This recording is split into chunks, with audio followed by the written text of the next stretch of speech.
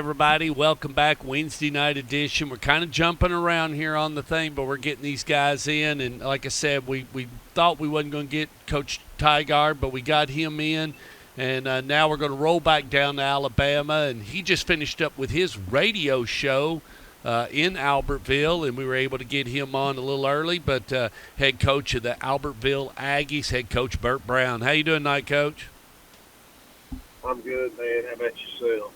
I'm doing pretty good, Coach. Got to see Riverdale Smyrna last Friday night, and that's a pretty good matchup and an old rivalry game that you're familiar with. But we kicked off last Friday night, and everybody went fast. Yeah, well, I tell you what, man, it's a great time of year when these first games, and like I tell our seniors every year, when I've coached high school, you'll never have another first game. You'll never have another first game your senior year in high school, and it's a special time. And I know tomorrow, we kick off tomorrow night, and I'm going to meet with the seniors in the morning and talk to them. And so it's a special time of year. I tell you, it is. And how's your week gone as you start to prepare for ARAB? Well, it's so hot. So luckily we have an indoor practice facility that just opened up about 2 weeks ago. And so we went outside, our because we played Thursday, our Sunday was our Monday. So we brought the kids in, practiced, and of course Monday was our Tuesday, and Tuesday was our Wednesday. And so we're outside all day Sunday. We went out for half the time Monday and came in the last half of practice, last hour. And that really rejuvenated our kids because, it's 71 degrees in our indoor. But I wanted to still be out in the heat some, and because I know it's going to be hot Thursday night. I know they're acclimated to it already because we've been doing it all summer. But anyway, all that being said, we've done that, and then today we were in the indoor the whole time in practice, and so I think it might help us a little bit with our opponent not having an indoor and being out there in that heat the whole time. Maybe that'll help our legs a little bit more than theirs. As you prepare for the first game against ARAB and everything, how do you feel about how it's gone this week, being back into the flow? You came from college football, now you're back down into high school. How's this week gone for you, just personally? Well, it's good. It's been good. I'm an early riser, and especially during football season. I think, my wife, I got up to let my dog out at 4:35 the other morning. He woke me up. Let him outside. He drank water and everything. I was standing there in the kitchen. I looked at the clock. It was 3:55, and I thought, I'm going to be up in another half an hour. I might as well just get dressed and go in. So I went in early, and then, like I say, I'm an early riser anyway, especially in football season. I really like to get in the office and get a lot of work done before anybody gets there because I always get a lot more done that way. Yeah, when a lot of people are around that time vampire you from time to time. I mean, when you're by yourself, if you've got a list of due diligence you really need to get done, I love to get up early myself. I mean, you seem by the time it becomes 9 o'clock or 10 o'clock, you feel like, you've put in a half a day. Yeah. Well, and for me, when you're a head high school coach, and I think it's for any high school, it doesn't matter if it's a big or small, there's always something on you. People are wanting something from you. The booster club's calling you about the keys to the trailer and all this stuff. And, there's all kinds of tugging at you. I mean, tickets for the coaches' wives. I had to, turn all that in so that our coaches' wives could get in with their families and see who needed how many tickets. And, so it's just one of those deals where, there's always something going on, and you're always being tugged one way or the other as a head coach. And so just getting up early and getting that 3 hours before anybody really comes and bothers you, I really like. Well, you're getting ready to go against Arab, and it's your first game as an Alabama high school football coach. What do you know about Arab? Yeah. Well, I'm very excited to be in Alabama. You know, Alabama is one of those states is ate up with football, loves it. Arab is coached by former Alabama Crimson Tide Lee Osmond. Lee's done a great job over there. When he took over the program 5 years ago, I think they were pretty much everybody's homecoming. Now nobody wants to play them really, and last year they made it to the third round, and I think they got beat the last play of the game on a very questionable call, or they'd have played in the semifinals, and so he does a great job over there, and it's not one of those teams that you want to start out playing right out of the gate. You'd like to have played a little easier opponent, but they've got a quarterback, the Puccio kid. He was one of their little receivers last year. He's a great athlete, runs around, and they put him at quarterback, so he adds a different dynamic to them. As a kid that can tuck it and run. So, and then we're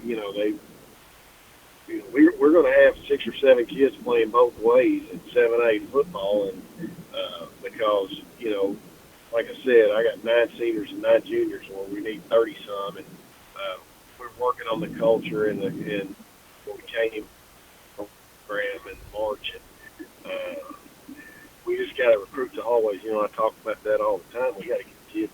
If we had all the kids in our school that could play football, I'd feel pretty dang good about this season. Oh gosh, you got 2,700, don't you? Don't you got 2,700 in the school? Yeah, well, I think no, we don't have that many, but our we are 52% Hispanic, and we're I've got some Hispanic kids playing, and that's one thing I've talked to those guys about. Hey, we need to get your friends out playing, and they haven't done that in the past. They haven't had a lot of those kids come out, but now we're gonna recruit the crap out of those kids and get them out, because there are some very good athletes, and our band is huge here. We have 400 kids in the band. They're Holy going to go to the cow. Rose Bowl and play in the Rose Bowl in January, and we've got 2 big tackles in the band.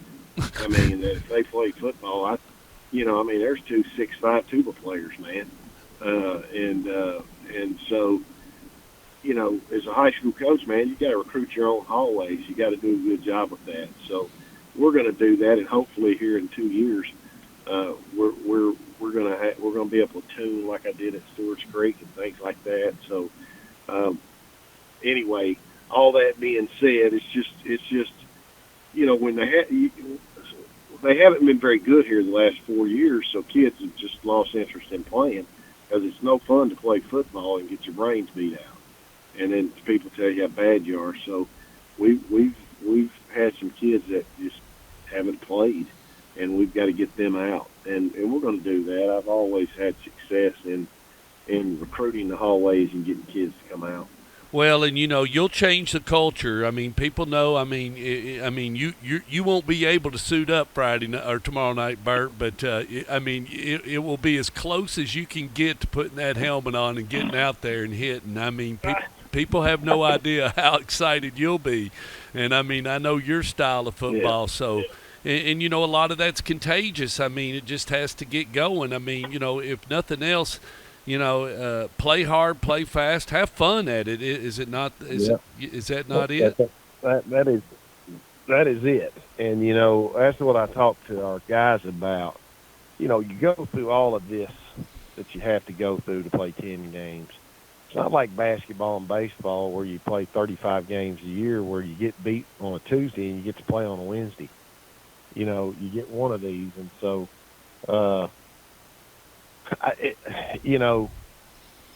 I'm excited about it. I tell and that's what I tell the kids tomorrow night when I talk to them before the game. That's what I'm gonna say.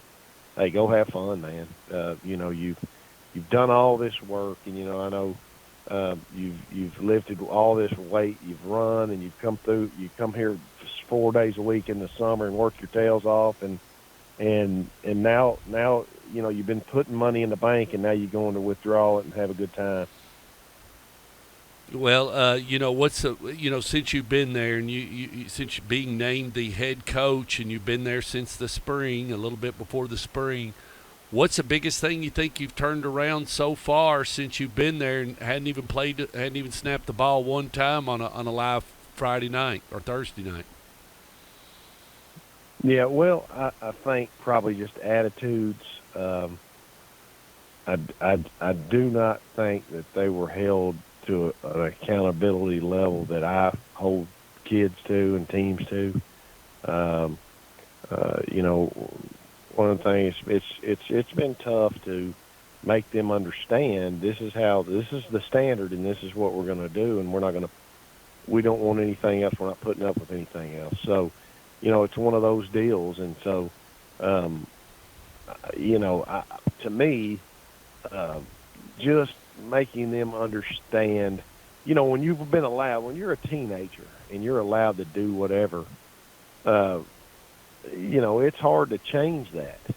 And so we're changing that culture, and I think we've got it where we want it. We just need good things to happen for us tomorrow night. A win would go a long way in making these kids understand this is what all that hard work was for. Well, what's the most important thing, regardless of the scoreboard? What's the most important thing you feel like you got to get out of this 48 minutes when you put the headset on tomorrow night, Coach? Well, I think the most important thing is that we just play hard to the end, because we are going to be tired. They platoon. I went over there and watched some scrimmage last week, and their offense came off, and they all came off and sat on the bench over there and underneath the tent and watched the TV. And just we've got to learn how to play and finish the game, play to the end. And,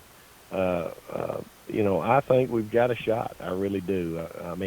But now, like I say, we're going to have to be Iron Men, and that's what I've been telling those kids that have to play both ways. Hey, do you want to change what's been happening to you on Monday morning when you go back to school, and you've been beat down and people are talking about how terrible you are. And that's what you have to think of when you're tired. Do I want to walk back in that school the next day and have people tell us how bad we are, or do I want people patting me on the back and telling us how great we are?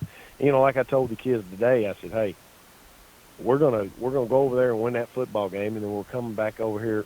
You're going back to school Friday, and everybody pats you on the back, tell you how great you are, and we're gonna enjoy all that all day long, and soak that in. And then after the day's over, we're going to the next opponent. Well, Coach, I sure hope you play healthy. Is your two quarterbacks ready? You got two young ones you're going to try to fire out there tomorrow night. So Yeah, and both of them are going to play. Yeah. I got a sophomore that's playing quarterback for the first time in his life, and never has played quarterback before. And then I got an eighth grader backing him up that we've got a package for him. He's a good little football player, a real good thrower, and so we've got something that we're going to get him some easy completions in and get his confidence going and that kind of deal. So, and we're going to do the same with our starter. He's a sophomore, so we've got some things we're going to do to get his confidence going. And he's got some wheels and can move around. And so I think he could break one about 80. And I'm hoping that he does that. So I'm excited about both those kids. Well, I tell you what, you may have to do what old Jimmy Maynard used to do. I was telling Chandler Tygard, old Coach Jimmy Maynard, he used to let the air out of the ball, and he'd run one of them 6-minute drives and just let the quarterback snap it at the last second. That drives teams crazy when you do it. But Cookville used to do it all the time now. That's right. Yeah, well, that's going to be our plan. Yep. We're going to snap that football with 5 seconds and try to take the air out of it and like you said, frustrate their offense because they're not on the field. Well, Coach, I wish you the best of luck tomorrow night. We'll be trying to find I'll try to find a radio. Is there going to be a radio station, something I can try to tune into and listen to this contest? Yeah. As a matter of fact, and you might know him, I think Michael St. John's his name. He did Gallatin games for dang near 20 years. And Michael St. John's is his name, and he owns radio stations up there in Tennessee, and he went to Vanderbilt, he was telling me, and he was the voice of the Gallatin Greenways for 19 years, I believe. Wow. And he's down here. He owns a couple radio stations down here, and he does games in the area. He'll do the Arab game tomorrow, and we'll have the official flagship station of Albertville High School will be doing our game. So, and then I think it'll be on TV, and so and you know, I'm telling you now, they love some football down here, and that's exciting for me and for the kids that are playing for us. You know, living in that area and you're close to Lake Guntersville and everything, how's it been for you, Coach? Do you like it? Do you like living? Do you like where you're living? Me and my wife love it. We've got a little boat we take out on the lake on the weekends. This summer we've gone out a lot and had a good time here, and it's a beautiful area, just an absolutely beautiful area, and great people. I mean, you can't beat the people here, and so yeah, I really do love it, and they love football, and they you know they pay the football coach well, and so I like that. Hey, that's a good thing. How big is Lake Guntersville? How big is it?